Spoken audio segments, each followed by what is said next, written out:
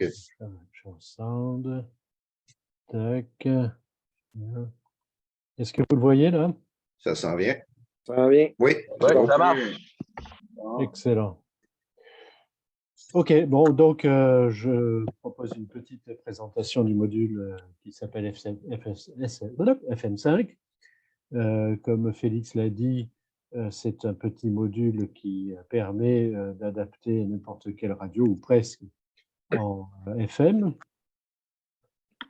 sans les dénaturer, c'est-à-dire que c'est une transformation qui est réversible et qui ne change pas les contrôles à l'extérieur.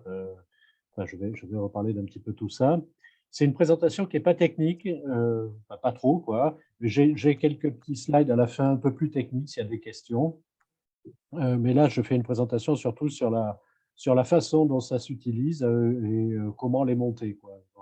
Je ne sais pas si tout le monde parmi vous fait des réparations, des restaurations, mais si c'est le cas, j'ai essayé d'être comment dire, assez concret sur la façon dont on peut justement les adapter dans une radio. Donc, c'est un module qui a été développé, je vais en reparler après, par l'association Radiophile qui est en France. Donc, c'est l'association cousine de la SQCRA, hein, dont nous sommes plusieurs membres, je pense aussi, de cette association française. Et donc, depuis 2019, je leur ai demandé combien ils en avaient vendu. Il y en a plus de 1200. Donc, il faut voir qu'à peu près, il y en a 300 qui sont montés chaque année, quoi. Alors, pour commencer, je vais juste faire une petite démo en espérant que ça marche, pour qu'on voit de façon concrète à quoi ça ressemble.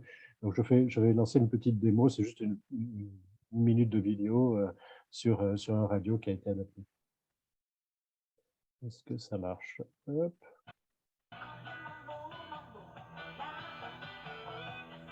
Fonctionnement AM normal. Oui, c'est bon, on a le son Sur FM. et l'image. Par le sélecteur de gamme. On a remplacé ici la bande d'onde courte par la FM.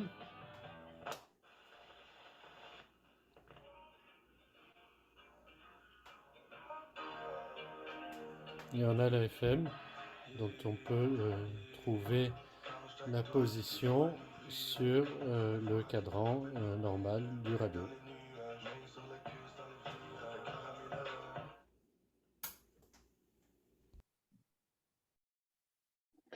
Voilà, donc vous avez vu le radio qui visuellement n'est absolument pas modifié. Et on voit ici le petit module qui a été ajouté sous le châssis. Je ne sais pas si vous le voyez bien, dans ce petit coin du châssis, le petit module qui a été rajouté avec des fils qui vont un peu partout se connecter aux différents éléments. Alors, les avantages de ce truc, ce bidule. Comme je l'ai dit, c'est une installation qui respecte la radio et qui est réversible. Il n'y a pas de dommage définitif qui peut diminuer la valeur du poste. On ajoute quelque chose. Il y a des choses qu'on peut avoir à débrancher, mais on peut le faire de façon, encore une fois, beaucoup moins dommageable que si on devait faire des trous partout ou enlever des éléments. C'est très facile à utiliser pour l'utilisateur final, donc avec les contrôles d'origine du poste. C'est comme si on avait ajouté une gamme FM au poste. Donc, c'est très bien adapté à des utilisateurs qui ne sont pas techniques. Le radio reste autonome, sans module ou commande externe, sans avoir besoin d'aller brancher quelque chose derrière, sans avoir besoin d'utiliser une télécommande. La radio s'utilise comme s'utilisait la radio en AM à l'origine, quoi. Ça se configure pour couvrir toute la gamme de la FM, qui est calibrée. Il y a une petite procédure de calibration qui permet de calibrer sur tout le déplacement de l'aiguille du cadran. Quand on le place sous le châssis, comme dans l'exemple que j'ai montré un petit peu plus haut, l'apparence de celui-ci est complètement inchangée, c'est-à-dire que la modification est complètement insoupçonnable, même si pour les gens qui veulent regarder derrière la radio et qui veulent voir que c'est une radio à lampe, qui aiment bien avoir le sentiment, la sensation d'une radio qui n'a pas un module Bluetooth qui dépasse ou un petit écran ou des LED. Ça ne nécessite pas de composants supplémentaires. Elle s'alimente directement à l'alternative de filament. Elle contient son propre dispositif de commutation FM-AM qui se commande avec un interrupteur. Alors, je vais reparler de ça. La seule chose à trouver, c'est comment mettre en place un interrupteur pour switcher de l'AM à la FM. La seule petite réserve, c'est que ce n'est pas compatible avec des radios sans transformateur pour plusieurs raisons. Donc, typiquement les AA5, hein. Typiquement parce que d'une part, il n'y a pas de 6 volts pour les filaments en général, mais ça, on pourrait toujours ajouter un petit transo, et c'est surtout parce que le FM5 n'aime pas le risque d'une tension élevée sur l'antenne FM. Voilà. C'est pas totalement impossible, mais c'est assez dangereux et ça demande quand même des précautions au niveau de l'antenne, il faut isoler, etc. Donc en général, j'en mets pas sur les postes sans transfo ou à autotransfo non plus. Alors le principe du module, c'est assez simple, hein. Donc ça, c'est une radio telle qu'elle est à l'origine, avec un condensateur variable qui d'un côté est relié à la masse et de l'autre est relié à l'oscillateur AM. Et la modification qu'on fait consiste à couper le lien entre le condensateur variable et l'oscillateur AM et d'intercaler le FM5 entre les deux. Le FM5, lui, lorsqu'il fonctionnera en FM, saura utiliser la capacité de ce condensateur pour sa syntonisation, et quand il fonctionnera en AM, rebranchera en fait le condensateur variable à l'oscillateur AM. Lorsqu'on utilise donc un module et qui fonctionne à FM, il envoie son audio en basse impédance sur l'étage de sortie. En général, on le met sur le potentiomètre de l'étage de sortie, quand il y en a. Hein. Des fois, il y a des modifications un peu plus compliquées à faire, mais en général, c'est comme ça qu'on fait. Comme ça sort à ce moment-là en basse impédance, on n'a pas besoin de faire autre chose au niveau, de commiter autre chose au niveau de l'étage de sortie. Le fait que ça passe en basse impédance inhibe complètement tout signal qui pourrait arriver de la radio AM encore vers l'étage de sortie, qui lui était en haute impédance. Je ne sais pas si vous avez des questions sur ça, le principe est relativement straightforward. Hein, donc, moi, j'aurais peut-être une petite question. Ouais, vas-y. Peux-tu juste me faire un petit résumé de la différence entre un signal haute impédance et un signal basse impédance? Un signal basse impédance, c'est comment dire, c'est comme imagine un générateur. Je ne sais pas si tu vois le schéma d'un générateur normal. Il y a un générateur qui fait une tension et qui est en série avec une résistance, comme une pile avec une résistance, si tu veux. Okay, sauf que la pile, c'est le signal audio. OK. Si la résistance est très élevée, je simplifie un peu, hein, mais si la résistance est très élevée, c'est de la haute impédance. Si la résistance est basse, c'est de la basse impédance. Donc, comme là, c'est de la basse impédance, c'est comme si tu connectais à ton potentiomètre, à l'entrée du étage de sortie, un générateur de tension qui impose sa tension avec une très très faible résistance de sortie. Donc, il va imposer sa tension, alors que celui qui arrive avec une très forte résistance à côté, qui est l'étage de modulation AM, lui, il arrive avec une forte résistance. Donc, il ne fait pas le point. Quoi. Enfin, je ne sais pas si j'essaye de simplifier un peu. Tu vois la Non, logique? c'est parfait. C'est parfait, merci. Alors, la suite, là, encore une fois, c'est une présentation qui se veut pragmatique sur la façon de le monter. Hein. Si vous avez des questions techniques, à la fin, vous pouvez m'en poser. Je connais super bien le truc. Mais là, j'ai voulu insister sur un des aspects qui est, comme j'ai dit que c'était un module qui ne changeait pas l'apparence du poste et qui permettait de l'utiliser comme à l'origine, j'ai voulu insister sur comment on commute en FM, quelles sont les astuces qu'on peut trouver pour commuter AM, FM en utilisant les contrôles du poste le plus discrètement possible. Donc, je propose quelques astuces qui sont issues des expériences de ceux que j'ai montés moi. Il y a plein d'autres astuces, il y a plein de gens qui en ont monté, qui ont probablement fait différemment. Mais bon, je vous donne quelques exemples pour illustrer. Alors, pour commuter AM ou FM, il suffit d'un interrupteur entre cette borne de commande du FM5, qui porte ce numéro, et la masse. Si le contact est ouvert, le FM5 ne fait rien, donc le radio va fonctionner en AM normalement. Si le contact est fermé, le radio va justement, comme je l'ai montré avant, ici couper la liaison vers l'oscillateur AM et imposer son signal à l'étage de sortie. Alors, comment commuter en FM? Alors, là, c'est un petit peu technique. Lorsque les oscillateurs, je reviendrai si vous voulez, j'ai des slides sur ça, hein, mais il y a en gros deux types d'oscillateurs qu'on trouve dans les radios. Il y a des oscillateurs dits à l'américaine. Les oscillateurs dits que j'appelle à l'américaine, ce sont ceux qui ont, ça c'est l'oscillateur, hein, ici, avec la lampe oscillatrice. Je ne sais pas si vous voyez bien le slide. Donc, ce sont ceux qui ont, on les reconnaît parce qu'ils ont des coils ici qui sont simples, avec un tap de sortie sur la cathode. Les oscillateurs plus à l'européenne, ce sont les oscillateurs pour lesquels, je peux reparler de ça tout à l'heure, hein, mais pour lesquels on a ici des transformateurs avec deux bobines sur chaque bande, il y a deux bobines, et le retour se fait non pas sur la cathode, mais se fait sur la grille numéro 3 de l'oscillatrice. Tout ça pour dire que sur ces oscillateurs-là, qui sont les plus courants qu'on trouve sur les radios américains, ce n'est pas les seuls, mais c'est les plus courants, c'est super facile parce que ces oscillateurs-là ont en général un contact du sélecteur de bande à la masse, qu'on voit bien ici. Ça, c'est un Strawman-Carlson.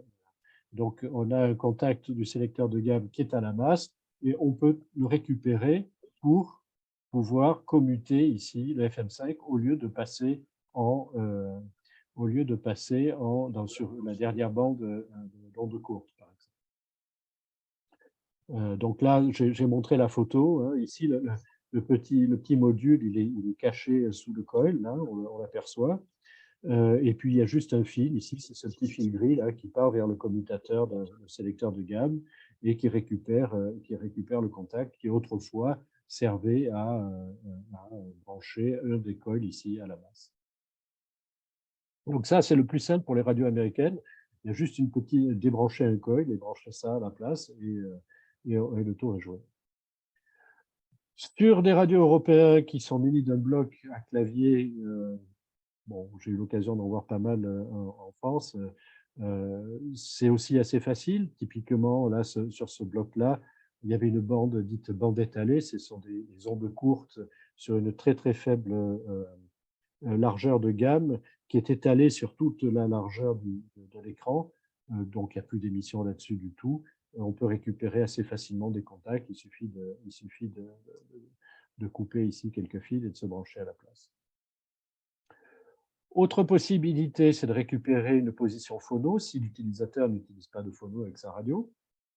Donc, on peut soit récupérer un contact existant, là typiquement, ça c'était un CERET, donc sur lequel, ça c'est le sélecteur de gamme sous la forme d'un bloc avec les coils, hein, c'est des années 50 ça. Et on a ici le petit module à côté et la fonction phono a été réutilisée au lieu de commuter l'entrée basse fréquence du phono, elle met en marche ou elle arrête le module FM. Il y a aussi la possibilité de rajouter un micro-switch. Alors ça c'est une photo que j'ai prise dans la documentation du FM5, la suggestion. Moi, personnellement, je n'ai jamais fait ça. Je trouve ça assez compliqué, mais bon, après, encore une fois, chacun a ses habitudes. C'est une des possibilités. Autre astuce, récupérer ce que j'appelle un contacteur peu utile.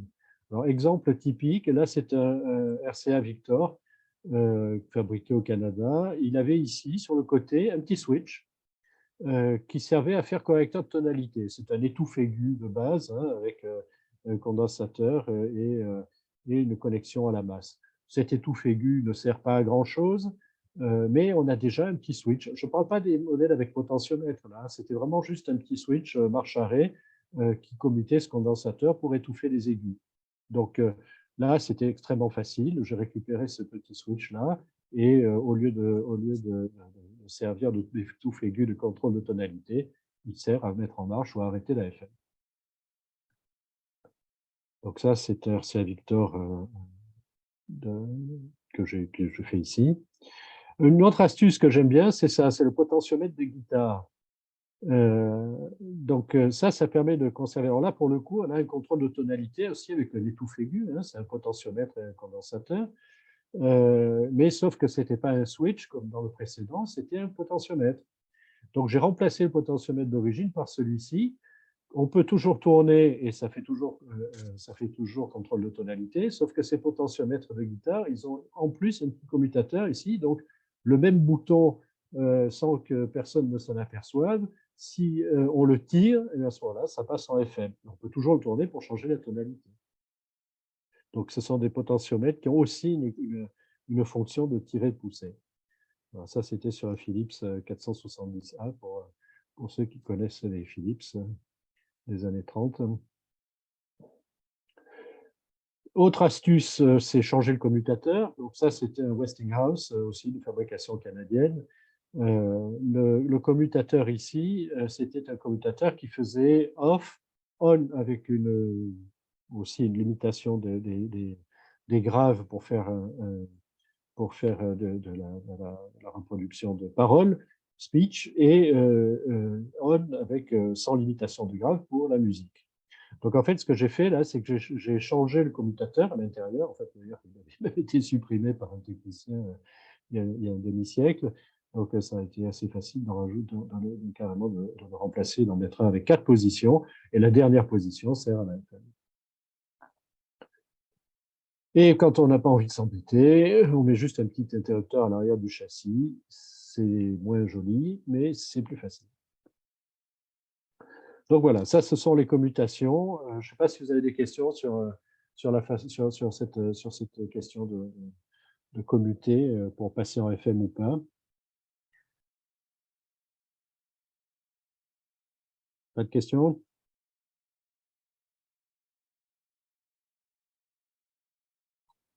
Une seule question, est-ce qu'on n'a pas besoin d'une petite antenne pour la FM? Alors, oui, je vais venir à ça sur les connexions. J'y viens juste après sur les différentes connexions et donc notamment la connexion antenne. Alors, justement, on vient aux connexions. Donc, ce petit module a un certain nombre de pattes. Donc, je vais juste les lister là et on va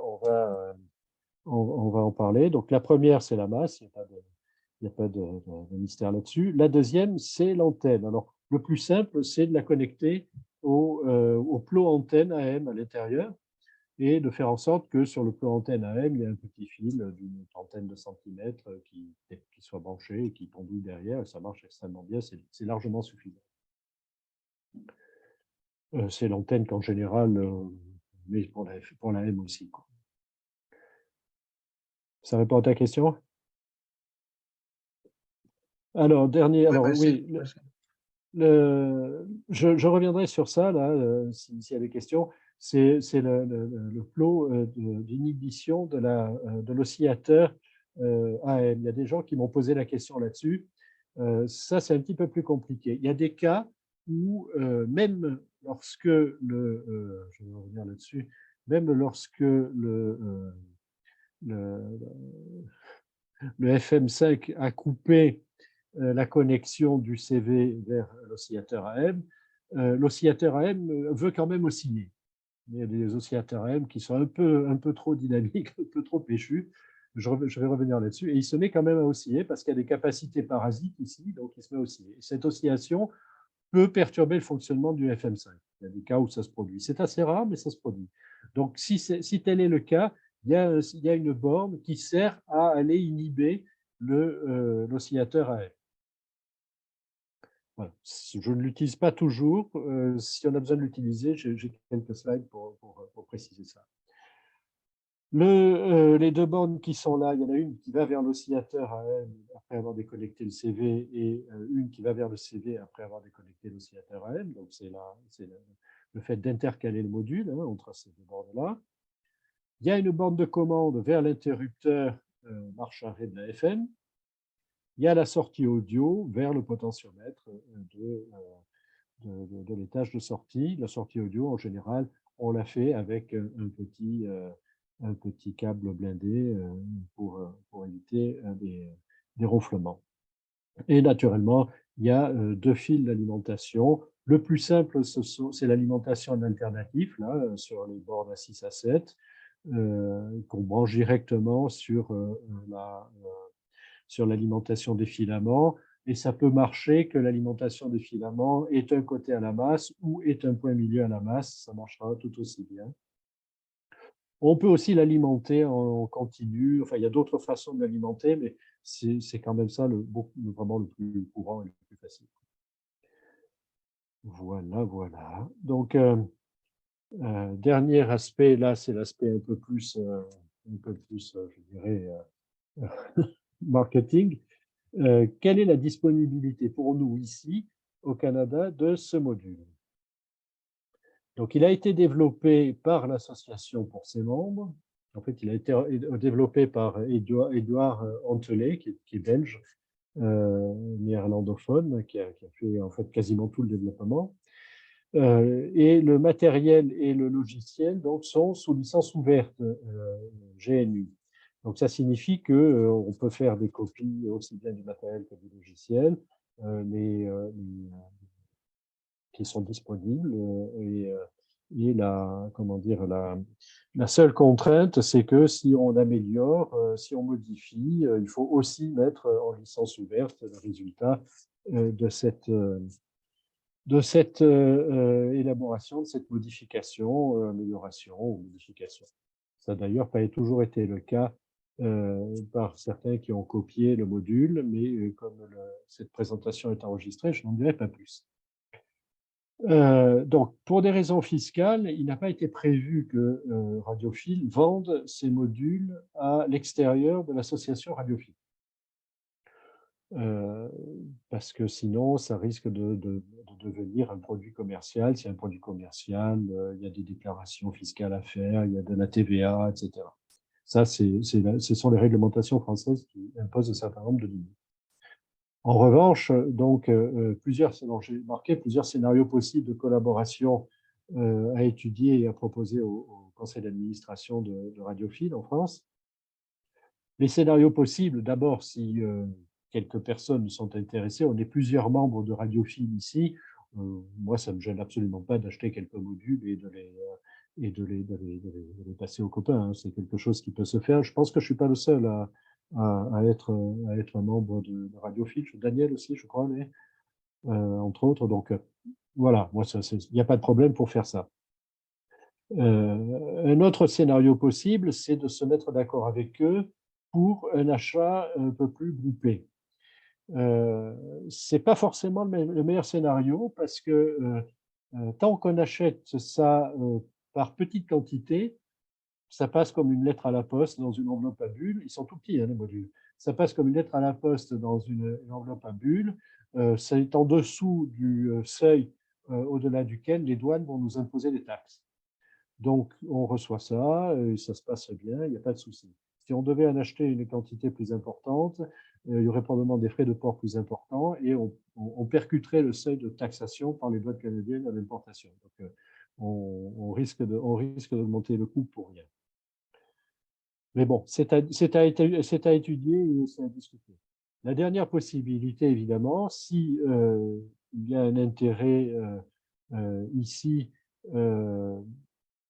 suffisant, et s'il y a beaucoup de personnes à travers tout le Canada intéressées, les gens de Radiophile me l'ont proposé, hein, j'allais parler avec eux, ils m'ont dit, bah, c'est pas compliqué, c'est aussi simple, on vous passe tout, on vous passe les plans, on vous passe tout, et vous les faites produire localement, ça vous coûtera moins cher que d'importer des circuits qui sont fabriqués à Bordeaux en France. Voilà, il n'y a pas de difficulté majeure. La seule petite difficulté, ou disons le seul travail qu'il faudrait faire, c'est le fait de monter un banc de tests et de programmation. En fait, le FM5, c'est un petit microprocesseur PIC associé à une petite puce FM. Et ce petit microprocesseur PIC, il faut le charger avec le logiciel qui va bien. Donc là, c'est Edouard qui fait ça, c'est lui qui les fait tous actuellement, hein, depuis le début, dans son arrière-cour. Mais si on devait le faire, il faudrait monter l'équivalent d'un petit banc de programmation. C'est pas de la rocket science, hein, mais ça demanderait juste de faire un petit travail de ce type-là. Voilà, donc c'est possible d'étudier cette question-là. J'en ai parlé au président de Radiophile en France. J'en ai discuté un petit peu avec lui. Il m'a dit, est-ce que tu veux que j'en parle directement au prochain CA? Je lui ai dit, attends un peu, je vais déjà faire ma présentation et puis on va peut-être voir s'il y a beaucoup de gens intéressés. Ça vaudrait peut-être le coup de faire un petit sondage pour savoir quel est le volume de l'intérêt. Encore une fois, en France, il y en a enfin, France et Belgique, France, Belgique et Suisse, je dirais. C'est surtout les francophones qui les montent. Il y en a à peu près 300 qui sont montés chaque année.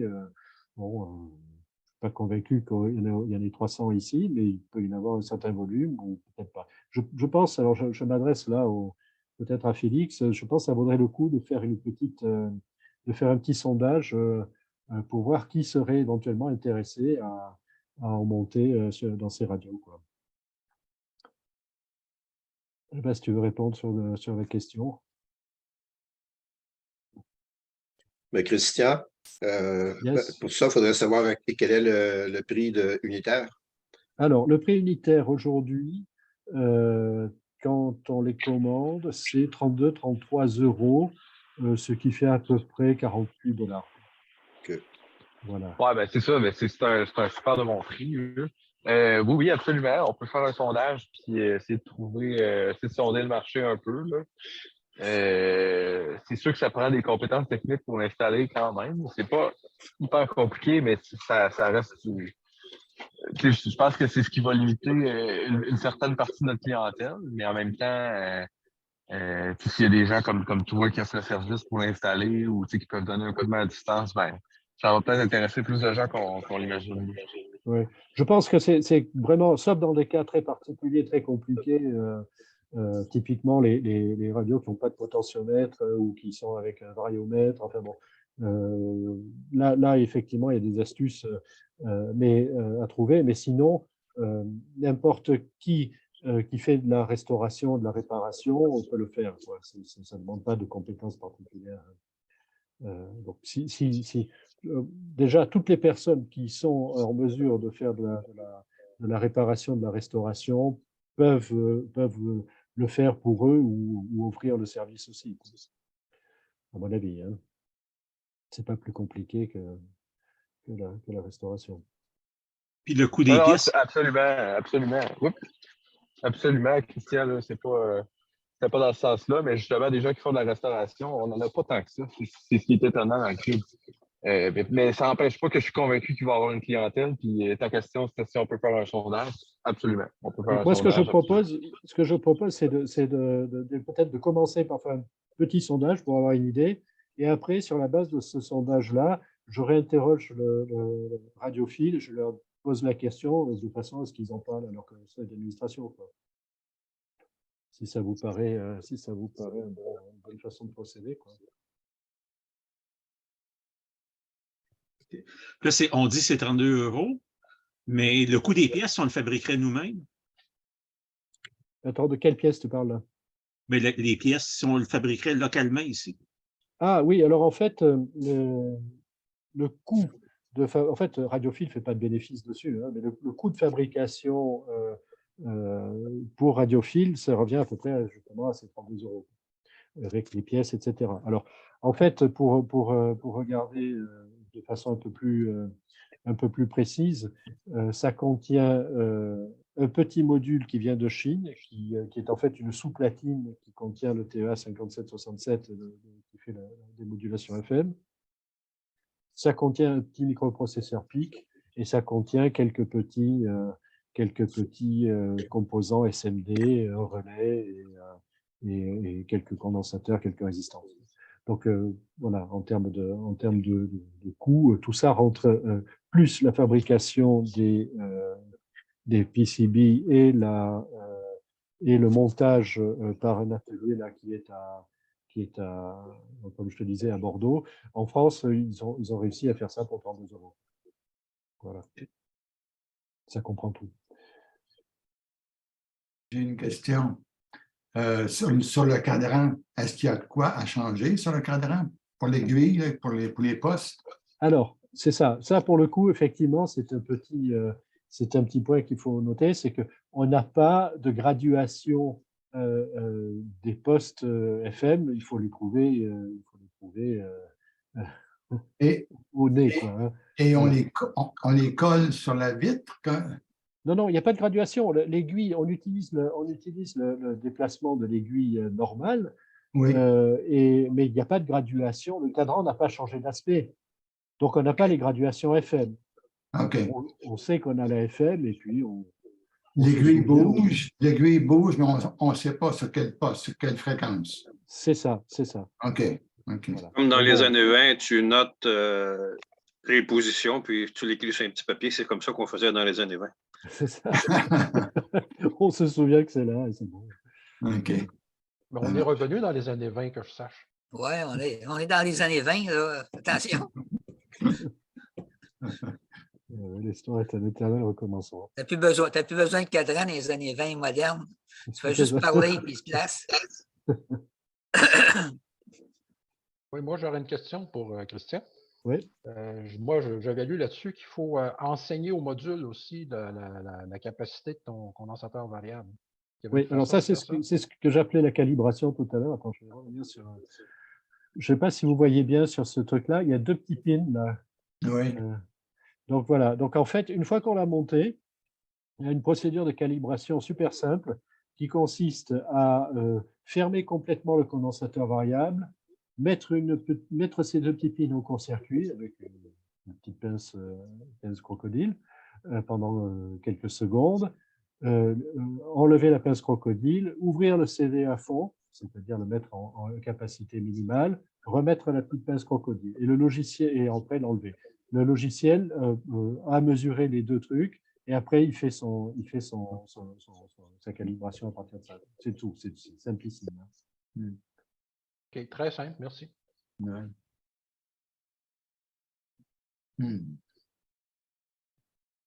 Voilà.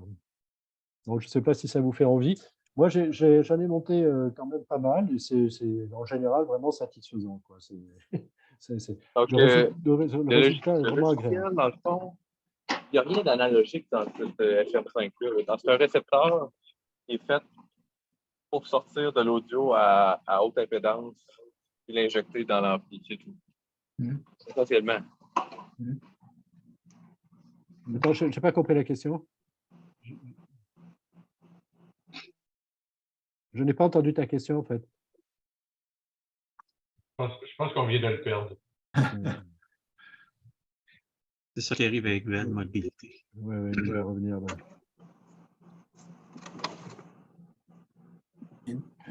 Mais moi, j'ai une question en attendant.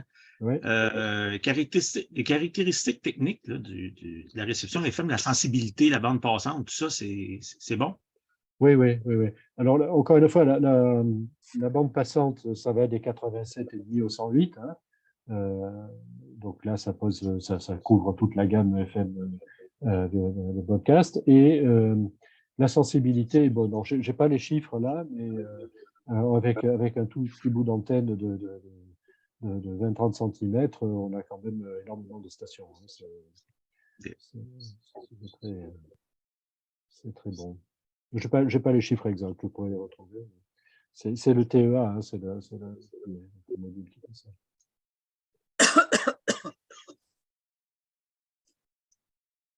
Est-ce que Félix est revenu? Ouais, excusez, pendant un bout, je pensais qu'il y avait un silence, puis finalement, je me suis rendu compte que c'est moi qui avais perdu ma connexion. Ouais, donc je disais, je n'avais pas entendu ta question en fait.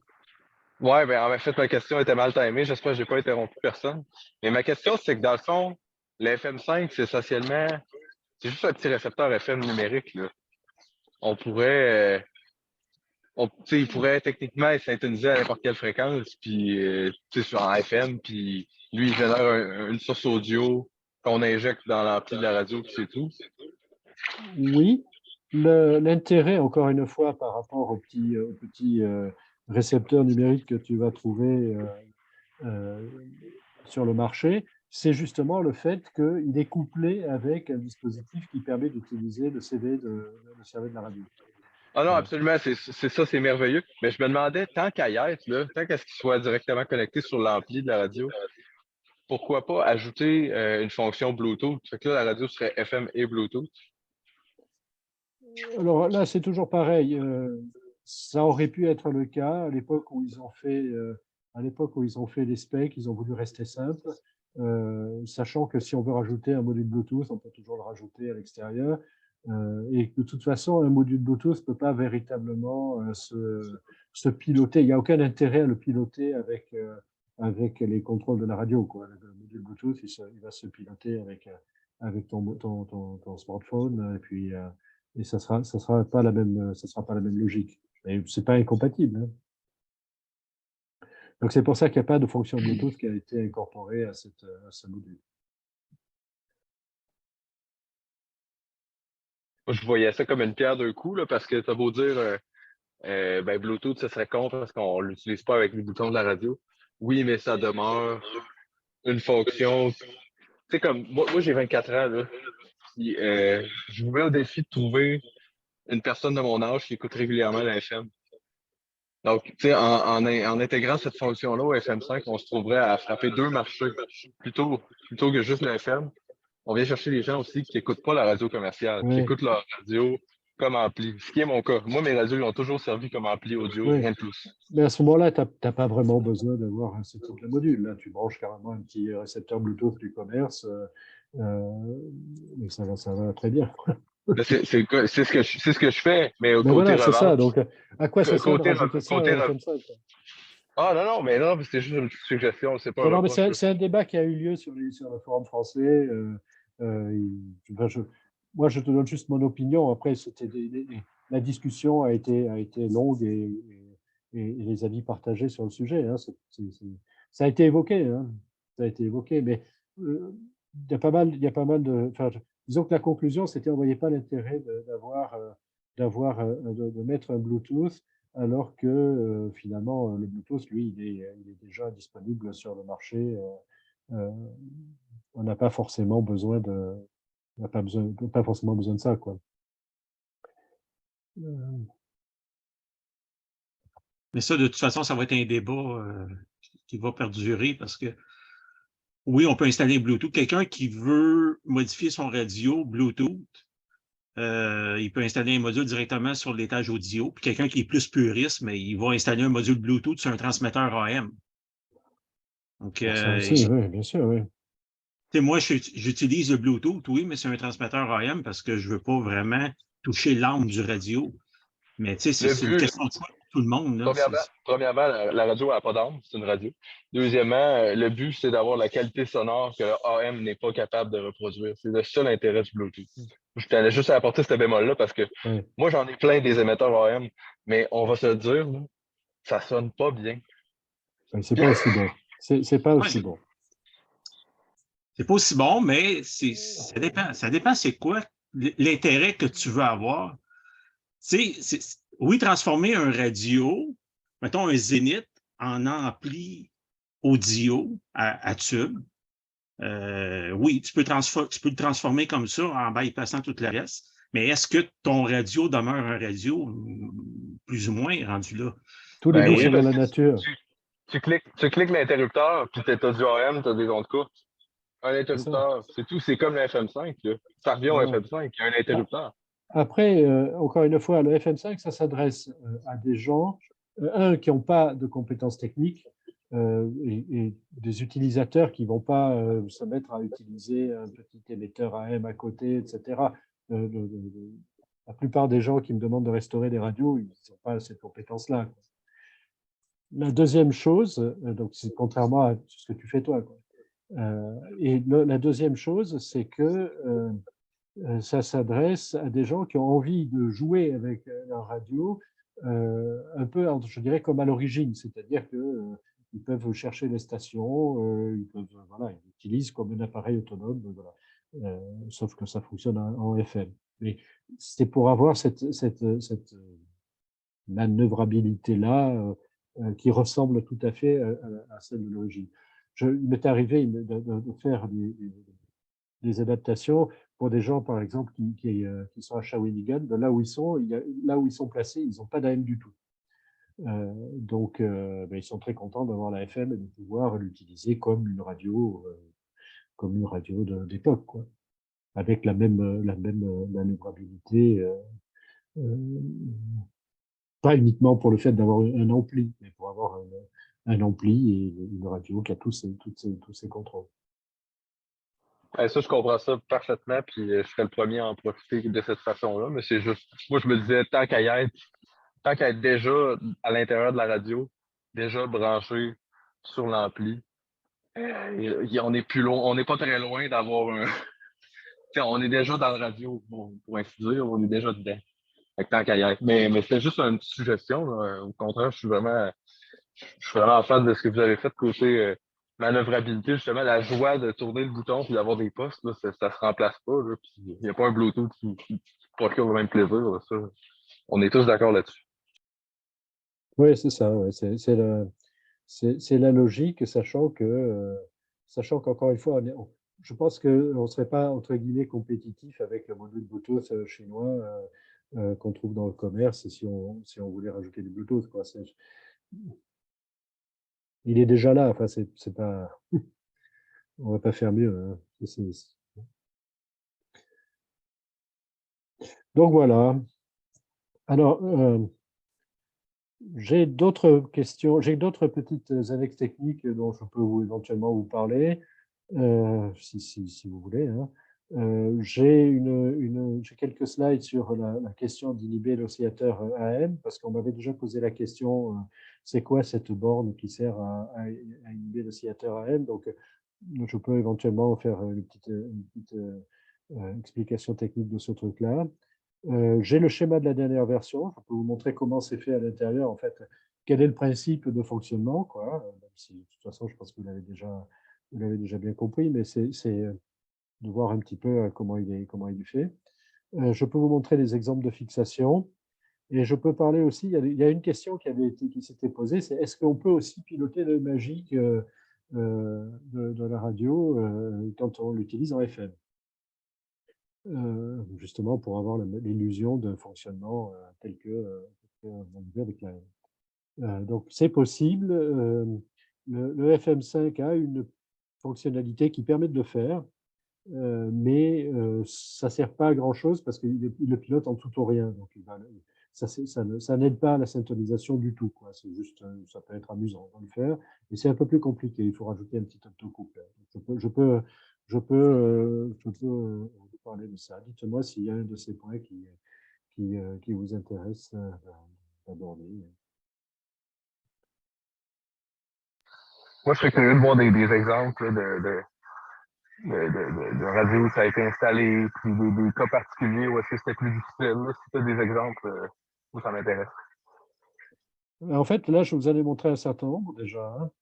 Hein. Ça, c'est un radio LN français de 1936, je crois. Donc, même si je lui ai mis un speaker Jensen, parce qu'il n'avait plus, carrément enlevé. Ça, c'était un Westinghouse dont je vous ai parlé aussi, donc 512. Ça, c'était un Philips 470A. Alors lui, le module n'est pas monté sous le châssis, il est monté au-dessus. Alors, je vais juste revenir aux fixations un petit peu. Les exemples de fixation. Moi, j'aime bien fixer. Il n'y a pas de trou sur le module parce qu'ils ont essayé de le garder le plus petit possible. Moi, j'aime bien le fixer avec 2 petites plaques de PCB que je coupe et que je perce et un petit collier glissant. Ça permet de le mettre assez facilement sous le châssis. Il y a aussi une possibilité, quand on ne peut pas le mettre sous le châssis, je préfère le mettre dessous parce que ça permet de le mettre à un endroit où il ne va pas chauffer. Quand il chauffe, il peut éventuellement risquer de dévier un peu en fréquence. Donc, je préfère le mettre dessous. Si on ne peut pas le mettre dessous, ce que je fais souvent, c'est le mettre avec des barrettes à cos comme ça, que je soude sur les contacts. Et donc, ça permet de le fixer au-dessus, juste à côté du condensateur variable. Juste là aussi, l'Otis FM5, eux, ils proposaient de coller sur un petit Gorilla Tape, là, avec de la silicone. Bon, ça personnellement, je ne fais pas comme ça. Je n'ai jamais fait ça. Et, voilà, donc tout ça pour dire que dans le Philips, là, dans ce Philips-là, je l'avais mis au-dessus, à côté du CD. Celui-là, donc ça, c'était un RCA Victor, donc il n'y avait pas de difficulté particulière, c'était sous le châssis. Ça, c'était un Serret, donc c'était aussi sous le châssis. Ça, c'était un Stromberg Carlson, donc c'était sous le châssis, je l'ai glissé sous un coil, il y avait juste la place, il était assez serré celui-là. Voilà, ça c'était un Airline, Electro-Home Airline, donc je l'ai mis sous le châssis en le fixant sur le côté aussi.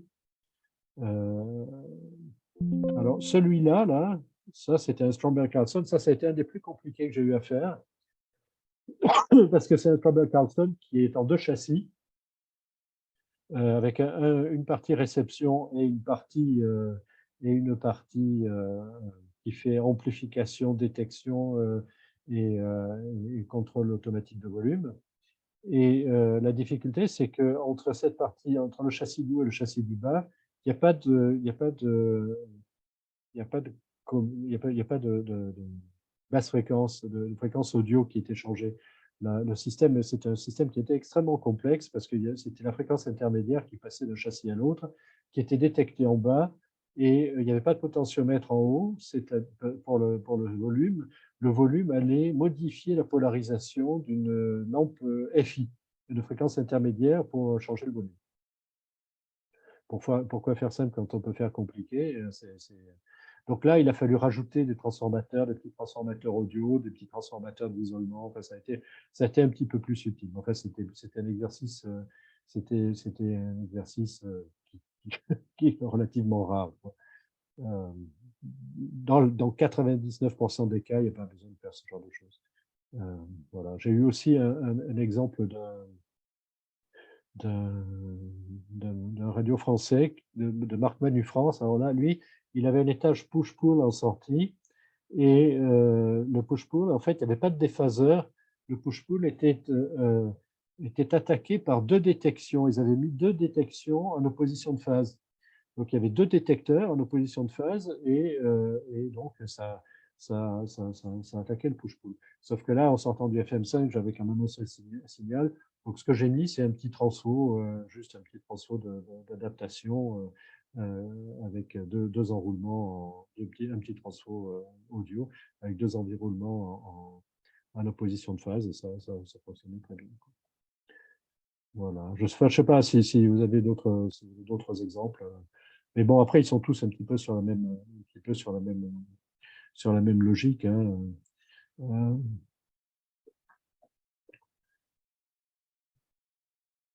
C'est plutôt le côté technique sur les branchements qui t'intéresse, ou c'est le look des radios finies? Mais moi, j'aimerais ça voir ça, là, où que tu te branches là, au niveau schématique du radio. Là. Oui, alors, c'est ce que j'ai dit ici. Bon, la masse, l'antenne, c'est le plot antenne de l'AM.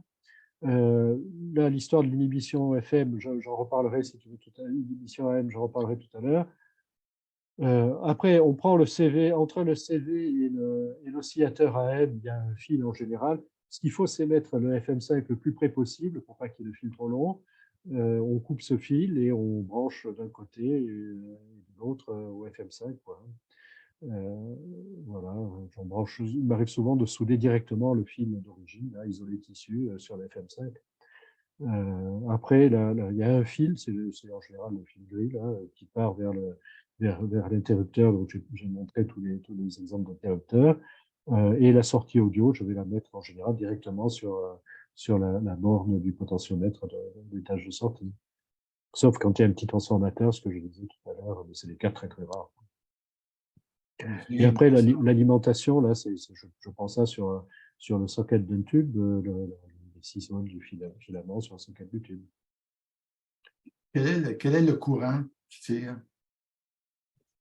Très très peu. Il tire je ne sais plus, monsieur, c'est ridicule. Je vais noter quelque part. Ah bon? Ouais, c'est très très faible. Ouais. C'est très très faible. Je ne sais plus où j'ai noté ça. Donc ça doit être. Non, je l'ai pas ici. Je peux te donner l'information, mais ça peut être quelques dizaines de milliampères, quoi. Quelques dizaines de milliampères? Oui, oui. OK. Oui, c'est rien. Bon, je dirais une cinquantaine, je crois. OK. Mais sur le circuit chauffage, Ça ne cause pas de problème sur les filaments des lampes. Non, c'est. Ça ne baisse pas le voltage. Ah non, c'est non. Si tu veux, donne-moi ton courriel, j'enverrai la réponse. C'est vraiment pas grand-chose.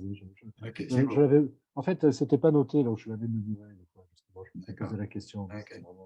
Mais vraiment aucun risque. Tiens, si vous voulez, je peux vous montrer un petit peu le schéma. Il est simple, le système, hein. Ici, vous avez un doubleur, c'est un doubleur de la tour qui va monter une tension à partir du chauffage de l'alternatif filament, qui peut être même sur des postes avec 4 volts de filament, ça suffit. Il y a un régulateur 7805.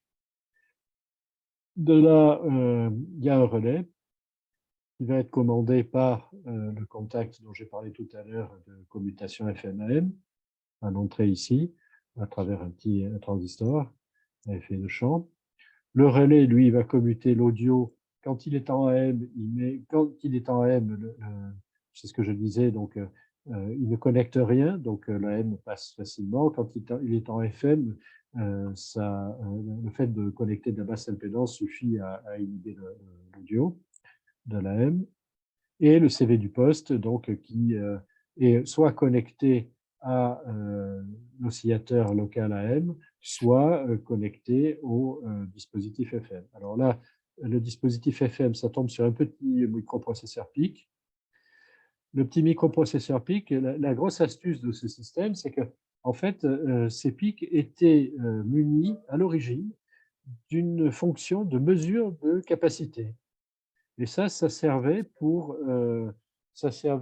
des touches sensitives pour qu'en approchant le doigt de certains organes, la capacité change et le PIC puisse enregistrer le fait que l'utilisateur avait actionné une touche sensitive. Et donc, ils ont réutilisé cette fonction-là pour mesurer la capacité du CV du poste. C'est ça la belle idée de ce module, c'est qu'ils ont pensé à utiliser cette fonction qui existait, qui était pré-implémentée. Et donc, le logiciel, lui, fait tout son calcul à partir de ça, une fois qu'on l'a calibré, c'est ce que je disais tout à l'heure, et il envoie par un petit bus I2C à un OTEA 5767 les informations qui vont bien pour le syntoniser. De là, ça sort sur qu'est-ce que je dis là? Je dis une bêtise. Est-ce que je dis une bêtise? Non, ça c'est la mise en marche. Tac. Où est la sortie? J'ai pas vu la sortie. Oui, c'est ça. Oui, sur un transistor, ça va sur un transistor, c'est bien ça. Ça sort sur un transistor à travers une capa d'isolement. Et ça, c'est la sortie. Donc, ce petit BC817 là, il fait l'adaptation d'impédance et il isole. Et donc une antenne. Voilà. Et là, le petit module ETA 5767 fait tout ce qui va bien. Ils ont essayé plusieurs modules à la place de celui-là. Celui-là, il a l'intérêt d'avoir une syntonisation qui, entre guillemets, s'entend, parce qu'il y en a beaucoup qui, si on est hors des plages de syntonisation, se mettent en silence, et donc ça ne fonctionnait pas pour trouver une radio avec le déplacement de la capacité et l'envoi d'informations successives par le microprocesseur. Donc celui-là, c'est peut-être pas le plus performant, mais il a cet intérêt-là, c'est qu'on peut effectivement entendre que c'est pas syntonisé et puis entendre que hop, on est en train de se caler sur une station. Voilà, donc c'est quand même assez simple comme module, mais c'est très subtil et le logiciel est quand même bien fichu, quoi. Chris, si je veux l'installer dans une radio, je pourrais t'envoyer le schéma de la radio, puis tu m'aiderais à l'installer, j'imagine? Oui, pas de problème. Ouais. Ah, OK. Oui. Okay. Mais, comme je t'ai dit, c'est super simple. Hein. Oui, mais le premier, c'est toujours. La première fois est toujours plus. C'est ça. OK, c'est beau, merci. Après, donc, il y a un truc à. En général, il vaut mieux le mettre parce que le CD, en général, il a 2 ou 3 cages, selon qu'il y a un étage de présélection ou pas. Le plus simple, c'est de le mettre le plus efficace et le plus simple, c'est de le mettre sur l'étage de l'oscillateur. Donc là, il faut chercher l'étage de l'oscillateur AM. Hein, et pour ça, le plus simple. Comment? Trouver l'endroit où ça rentre, là. Ouais, c'est ça. Donc, en fait, savoir quel fil couper, quoi, parce qu'il y a 2 fils qui vont arriver sur le CV, il faut savoir lequel couper. Et en fait, le plus simple, c'est de faire fonctionner le radio en AM, de mettre le doigt sur l'un ou l'autre, et celui qui va couper la réception en AM, c'est l'oscillateur. Voilà, c'est. Vous risquez pas trop de se tromper. Intéressant. Voilà. Donc, bon, après, j'ai les questions sur l'inhibition de l'oscillateur AM dont j'ai parlé tout à l'heure. Bon, c'est un petit peu plus technique, donc je ne sais pas si ça vous intéresse que je détaille ce truc-là.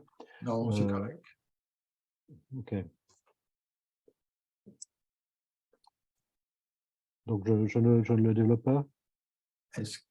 Est-ce que ta vidéo est disponible? Tu pourrais nous l'envoyer? Le PowerPoint, là? Oui, ta présentation. Oui, bien sûr. OK. Je serais intéressé à l'avoir. Comment on fait pour envoyer des trucs à tout le monde, Félix? Tu as un Exploder? Il y a une ou alors peut-être, ouais, je peux l'envoyer par. Si j'avais les courriels, je peux l'envoyer par WeTransfer. Sinon, par courriel, oui, c'est ça. Mais c'est tu peux me l'envoyer, puis tu peux m'envoyer un lien WeTransfer, puis je vais l'envoyer à tous. Ah bon, OK. D'accord, OK. C'est bon. Voilà. Donc, bon. Donc là, j'ai détaillé les 2 types d'oscillateurs dont je parlais, à l'américaine ou à l'européenne. Bon, on peut en reparler, vous pouvez me reposer des questions à l'occasion. Et ça, c'est l'histoire du pilotage d'œil magique. Je l'ai fait une fois pour m'amuser, pour voir si ça marchait bien, mais vraiment, ça ne sert pas à grand-chose. On peut mettre un petit optocoupler là et piloter l'œil magique. C'est pas forcément grand intérêt. Voilà, donc je ne sais pas s'il y a d'autres. Non, c'est beau pour moi. S'il y a d'autres questions. Je note que je vous envoie la présentation et n'hésitez pas à m'envoyer. Félix, tu peux envoyer aussi à tout le monde mon courriel, comme ça, n'hésitez pas à me contacter si vous avez besoin de poser des questions ou de voir comment, ou d'avoir un conseil. Sur le forum français de Radiophile, là, les gens avaient tous montré comment ils faisaient petit à petit, tout ça. Alors, je ne sais pas, le forum ici de la SQCRA, il n'est pas forcément très regardé, mais ça marche pas mal aussi, que chacun fasse part de ses expériences en disant, moi j'ai monté ça, ça marche, j'ai fait comme ci, comme ça. Et petit à petit, bénéficier du savoir-faire de tout le monde, quoi. Voilà. Sachant qu'ici, encore une fois, la différence par rapport à ce qu'il y avait sur le forum français, c'est surtout le fait qu'il y a ces oscillateurs qui sont un peu différents, ce qui finalement simplifie les choses. Les oscillateurs dits américaines, là, comme j'ai montré tout à l'heure, ça permet d'utiliser une gamme pour faire la commutation, ce qui est assez facile. J'aurais une question. Oui. Tu mentionnais au début que tu ne pouvais pas utiliser ça sur les radios qui n'ont pas de transformateur comme les AA5, là, All American 5. Oui. Est-ce que c'est pour la raison que du pouvoir, étant donné que tu n'as pas de 6.3 volts pour pouvoir alimenter le module, puis les possibilités que le châssis deviendrait, comme on dit ici, hot? Oui, c'est ça. Alors, en fait, c'est les deux raisons. C'est exactement ça. Une raison, c'est le fait qu'on n'a pas de transformateur pour le 6.3. Mais ça, à la limite, on peut toujours cacher un petit transformateur. On en trouve sur AliExpress, là, des transformateurs chinois qui sont largement suffisants. Ils ont la taille d'un doigt. Hein. Ça ne serait pas très compliqué à ajouter. L'autre, effectivement, le principal obstacle, c'est que effectivement, le châssis est hot, donc il faut faire très attention au niveau de l'antenne FM qui sort, qu'on risque pas de la toucher, parce que sinon on peut se prendre un petit coup de jus, mais surtout on risque de brûler le module, quoi. Okay. Donc, merci beaucoup. on peut, alors là aussi, on peut soit l'isoler bien et dire à l'utilisateur de faire extrêmement attention. C'est toujours pareil. Moi, je l'ai fait sur les radios à moi, mais je sais ce que c'est. Je prends les précautions qui vont bien. Je ne vais pas le faire sur une radio que je vais donner à quelqu'un parce que c'est un peu plus dangereux, quoi. Après, on peut toujours aussi mettre un condensateur et une self pour isoler et faire en sorte qu'il n'y ait pas de. Mais bon, c'est un petit peu plus lourd. Et la dernière raison aussi, c'est que souvent les AF5, là, ils n'ont pas c'est quand même des postes qui étaient très bas de gamme, ils n'ont pas une super sonorité. Donc, personnellement, je trouve que ça ne vaut pas forcément le coup de rajouter la FM dessus. Mais bon, après, ça dépend. On peut en avoir qu'on voudrait écouter, mais souvent, ils sont quand même un peu plus basiques. D'accord. Merci beaucoup.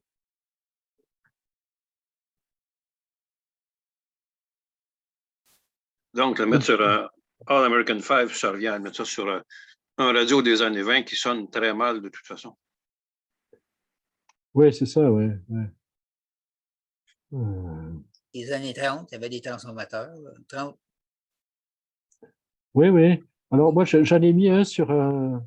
Ah oui. Je ne sais pas si vous connaissez ça, les Philips, là, c'est quoi? C'est les 930A, là, ceux qui s'appelaient les boîtes à jambon.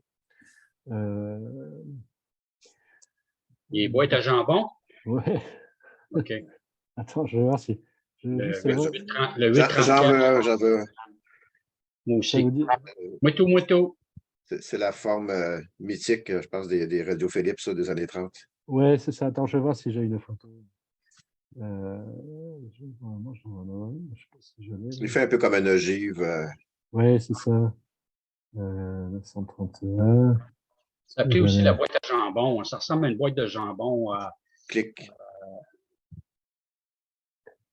Tu sais, les boîtes de jambon, clic, clam, tout ça, là. C'est ça. C'est des 834 ou des 836 Philips. C'était un 831. Celui que j'avais fait, c'était celui-là. Attends, je vais juste voir si je peux le. Là, on le voit juste en arrière. Comment je peux faire là? Il faut que je fasse un new share. Ouais, c'est ça. Je pense qu'il faut arrêter le partage puis repartir avec. Attends, ça devrait marcher. Est-ce que vous le voyez là? Oui. Oui, voilà. C'est ça. La boîte à jambon. Voilà, c'est ça, la boîte à jambon. Bon, je n'ai pas la photo de devant, mais c'est la même. Donc là, c'était un peu plus compliqué parce qu'il n'y a pas de potentiomètre, etc. Alors, c'est des haut-parleurs avec une espèce de petit moteur à l'intérieur, là, en haute impédance. Il n'y a pas de transformateur de sortie. Donc, le son est quand même assez limite. L'adaptation a été assez compliquée parce qu'il fallait il fallait, comment on appelle ça? Il fallait rajouter un système de potentiomètre. Là, pour le coup, c'est vraiment de l'art pour l'art. Ce que j'avais là, il est où? Il est passé. Ah, je vais le retrouver. J'ai perdu mon jambon. C'est quand même beau de voir les pinces toutes bien alignées sur le tableau. Oui, ça, c'était la télé que j'avais en France. OK. Maintenant, Ce que j'apprécie beaucoup, c'est la trappe à souris. Ah, effectivement, c'est une très bonne astuce. Alors, qu'est-ce que pourquoi j'ai pas ça? Je sais pas, non. J'avais la photo. Ah oui, c'est ça. Attends, ça va venir. Tac, tac, tac. Ça, c'est ça, la photo.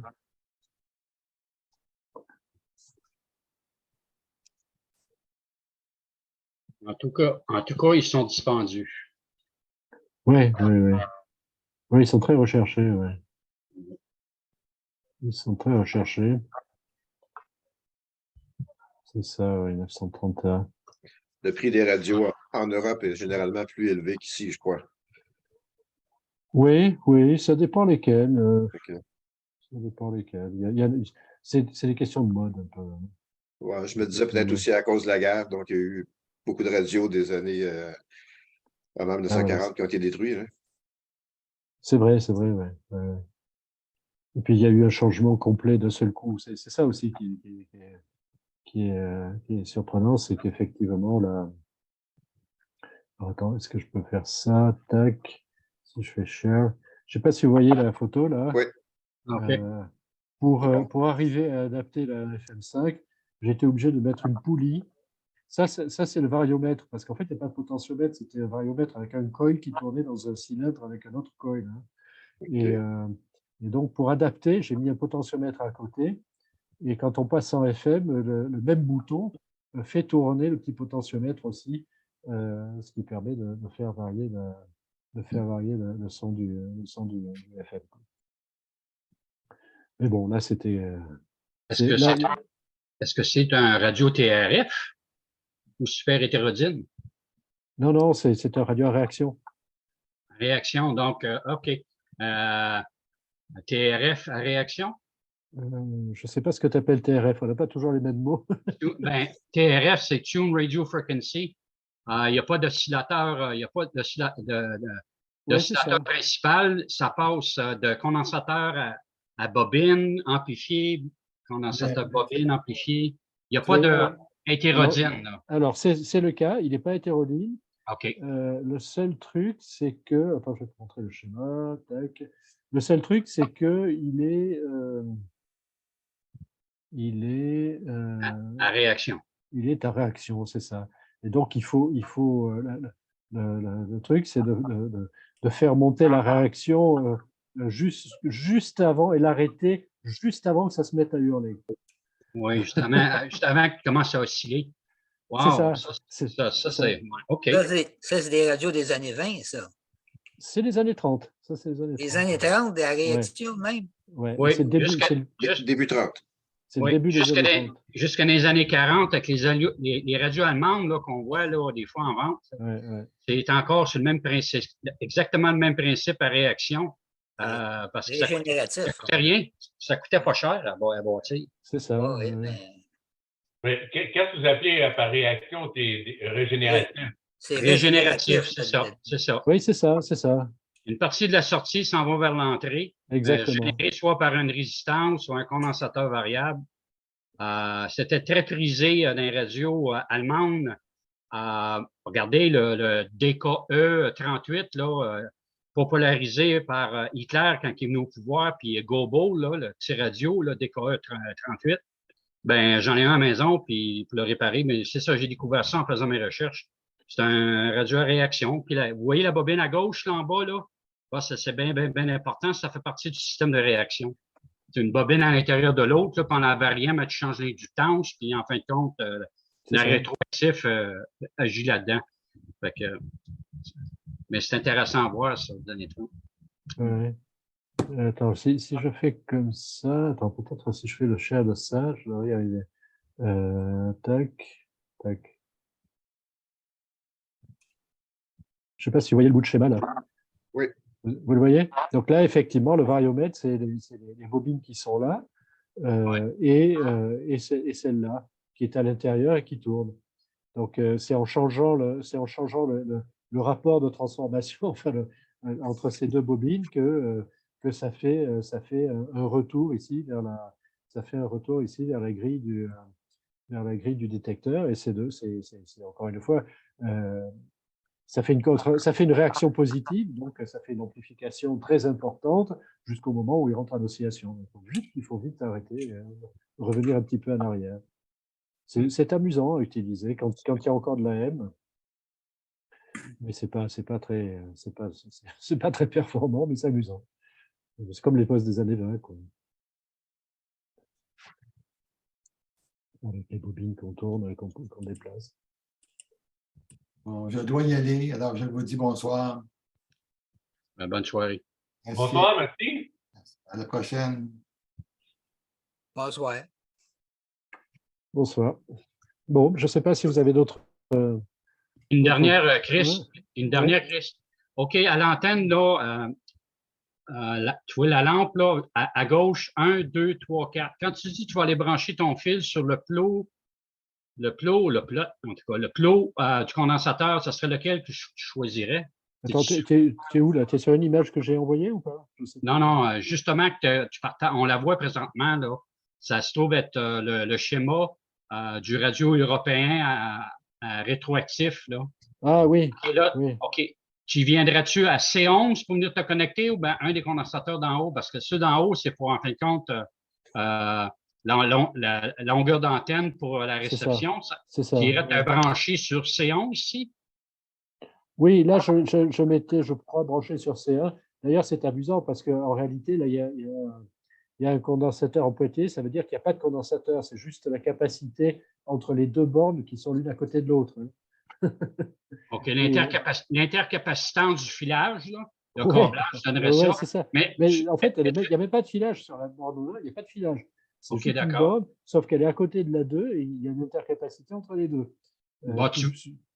Ma question est, où vas-tu te brancher quand tu dis tu te branches au plot du condensateur variable? Là, je pense que je mettais sur le plot d'antenne, tu veux dire? Bon, non, l'antenne, je peux comprendre, mais quand tu vas te brancher, tu vas-tu te brancher à C11 pour le plot, pour le module, là, il y a un des fils, il faut qu'il y ait au condensateur variable. Ben, oui, là, je me suis... C'est 11, hein? Là, oui, c'est 11. J'ai coupé ici, excuse-moi. Oui, c'est 11. J'ai coupé ici, oui. D'accord. J'ai coupé ici. Mais bon, encore une fois, je ne conseille pas forcément l'adaptation à des postes avec variomètre, des postes à réaction avec variomètre de ce type-là, parce que c'est quand même un peu plus compliqué, quoi. Bon, mon autre question, c'est que lorsque tu vas aller te brancher sur C11, le filage, la capacitance et l'inductance du filage qui va se rendre au module, est-ce que ça affecte le circuit? Lorsque tu te rebranches sur l'AM, je ne sais pas, ben l'AM, tu vas le court-circuiter, OK. Ça, c'est des questions que je me pose. Tu vas changer tu vas insérer de la capacitance parasite avec ton module, c'est ça ma question. Oui, alors, c'est une bonne question. En pratique, déjà, si tu te mets très proche, c'est pour ça qu'il faut mettre le module très proche du condensateur variable. En général, je le mets sous le châssis, juste sous le condensateur variable, de façon à ne pas avoir de filage qui va justement induire des capacités. Donc, le plus court possible est recommandé. Oui. Okay. Donc, ça, c'est la première réponse. La deuxième réponse, c'est que en pratique, d'expérience, ça décale pas beaucoup l'oscillateur AM. Il m'est arrivé par acquis de conscience de refaire l'alignement après. J'avais déjà fait l'alignement, j'ai mis le module FM5, j'ai refait l'alignement AM pour vérifier que ça n'avait pas trop bougé, Donc, j'ai vérifié ça. Et alors, autrefois, parce que le premier module FM5, c'est celui d'ailleurs qui est sur la photo de Facebook, là. En fait, il n'avait pas de relais. le premier schéma, il n'y avait pas de relais. Il y avait une commutation qui se faisait, la commutation de la haute fréquence se faisait avec une diode et deux selfs de choc. C'est une façon de commuter, tu sais, s'il n'y a pas de courant qui passe dans la diode, elle ne passe pas. S'il y a du courant qui passe dans la diode parce qu'on la polarise, à ce moment-là, elle se met à passer et on peut l'utiliser donc comme ça une diode pour faire une commutation de haute fréquence. OK. Et ce truc-là, ça gênait, ça parasitait pas mal. Et il m'est arrivé d'avoir des oscillateurs qui se décalaient complètement ou qui carrément fonctionnaient plus sur certaines parties de la bande d'onde courte à cause de ça. Et c'est pour ça aussi qu'ils ont changé. Et dans la dernière version, avec le petit relais, là, j'ai jamais eu de problème de fonctionnement de la bande AM. Je ne sais pas si ça répond à ta question. Absolument. Merci beaucoup.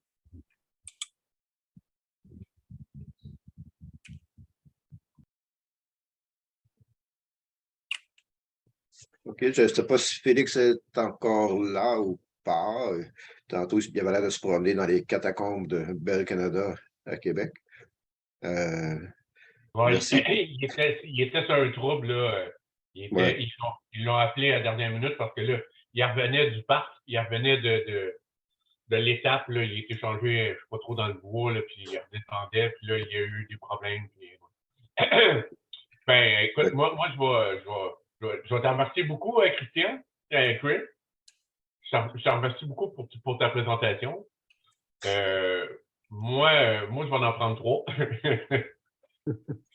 Mais ça, on s'en mangera, là. Ouais, je pense que c'est ça avec Félix. Il va sûrement envoyer un message à tous pour voir l'intérêt quantitatif, on peut dire. Ah oui. Puis de là, ben, tu verras quelle discussion tu peux avoir avec Radiophile. Voilà. Puis on n'est pas pressé de ces radios-là. Moi, quand quelqu'un me demande de garder pour réparer son radio, je dis, t'es pas pressé toujours? Fait que c'est pas c'est pas grave, là, mais ça serait certainement pour les bons radios, c'est certainement une option intéressante, là, mettre ça dans une console. Une belle Marconi, Patrick.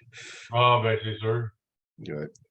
Une fois que tu vas y avoir goûté, là, elles vont toutes y passer, tes Marconi. Hein. Non, je suis pas sûr. Je suis pas sûr. Ah, mais pas des Marconi. Au moins une Philco ou une RCA. Une Marconi, c'est de la merde. Ouais. Bon, en tout cas, les premières étapes, c'est ça. Posez-moi autant de questions que vous voulez. Si vous voulez, moi je suis à Montréal, hein, mais si vous voulez qu'on s'organise un truc pour voir concrètement sur un radio comment on fait, on peut se mettre ensemble et le faire. Hein. On peut s'organiser pour faire ça. Hein. Ouais, tu as peut-être pris un contrat à vie, là. Peut-être que le prochain atelier, ça va être OK, comment l'installer maintenant? Il y a aussi, juste mentionné, il y avait Gord Rabjohn tantôt, qui est le président du Club d'Ottawa. Si vous allez sur sa page personnelle, il a fait recréer un œil magique en solid state. Là. Donc, ça, c'est assez très détaillé. Là, ces explications sont très détaillées. Si ça vous tente de vous essayer. Ouais. Je voyais aussi qu'Éric a envoyé 2 messages disant que ça l'intéressait et qu'il serait possiblement intéressé à en fabriquer. Je ne sais pas s'il est encore là. Ah, il est encore là. Oui. Mais il est muet. En fabriquer, c'est que pour moi, ça demande une dextérité que je n'ai pas. Non, mais les fabriquer, c'est pas fabriqué par Radiophile, c'est pas fabriqué par nous. C'est fabriqué par des entreprises qui font des montages à qui on peut faire des montages custom comme ça. Si on en fait un certain volume, ça coûte pas une fortune. Non, mais de toute façon, tu la jettes, il est déjà monté. De Radiophile, tu la jettes, il est déjà monté, il est déjà programmé. En tout cas, moi, je ne me perdrais pas à commencer à. Tu les achètes de Radiophile, puis c'est tout. Là.